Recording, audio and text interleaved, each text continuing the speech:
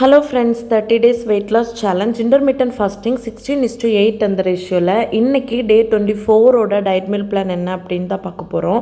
என்றைக்கும் மாதிரி இன்றைக்கும் மார்னிங்கே எழுந்திரிச்சு 30 minutes ஒரு நல்ல பிரிஸ்க் வாக்கிங் கம்ப்ளீட் பண்ணியாச்சு. அண்ட் இன்றைக்கி என்னோடய டயட் ஃபுட்டை என்னால் வீடியோ எடுத்து உங்கள் கூட ஷேர் பண்ண முடியலை.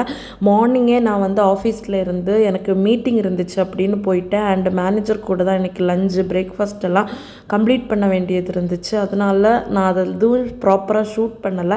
அதனால் எனக்கு என்ன ஃபுட் எடுத்தேன் அப்படின்னு ஷேர் பண்ண முடியலை. மார்னிங் பிரேக்ஃபாஸ்ட்டாக இன்றைக்கி ஃப்ரூட்ஸ் தான் எடுத்துகிட்டு போயிருந்தேன். அண்ட் அதுக்கப்புறமா ஆஃப்டர்நூன் லஞ்சுக்கு இன்றைக்கி பிரியாணி தான் சாப்பிட்டேன். அதுக்கு மேலே நான் இன்றைக்கி எதுவுமே எடுத்துக்கலை.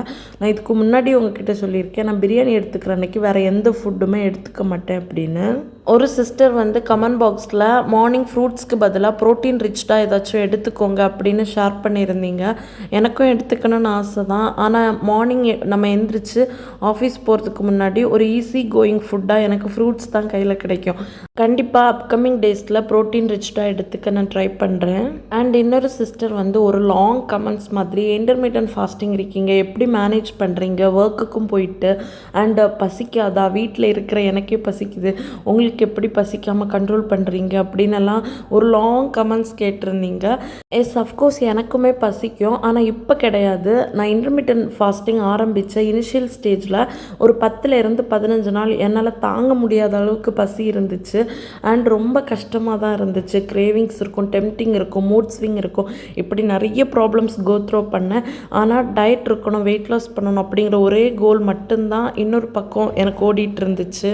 என்ன பண்ணாலும் பரவாயில்ல, ஆனால் நமக்கு வெயிட் லாஸ் ஆகணும் அப்படிங்கிற ஒரு மோட்டிவ் மட்டும்தான் என்னை இந்த அளவுக்கு கொண்டு வந்திருக்கு. நான் ஒரு பெரிய ஃபுடி, என்னாலேயே முடிஞ்சு அப்படின்னா கண்டிப்பாக இதை பார்த்துட்டு இருக்கிற உங்களாலேயே முடியும். நான் இன்னுமே என்னோடய வெயிட் லாஸ் அச்சீவ் பண்ணலை. இருந்தாலும் 2 மாதத்தில் 12 கிலோ குறைச்சதெல்லாம் எனக்கு பெரிய விஷயந்தான். அண்ட் நம்ம வெயிட் லாஸ் ரிலேட்டடாக, டயட் ரிலேட்டடாக ஏதாச்சும் ஷேர் பண்ணணுன்னா இன்ஸ்டா ஐடி யூஸ் பண்ணுங்கள். லிங்க் டிஸ்கிரிப்ஷன் பாக்ஸில் கொடுக்குறேன். பாய்.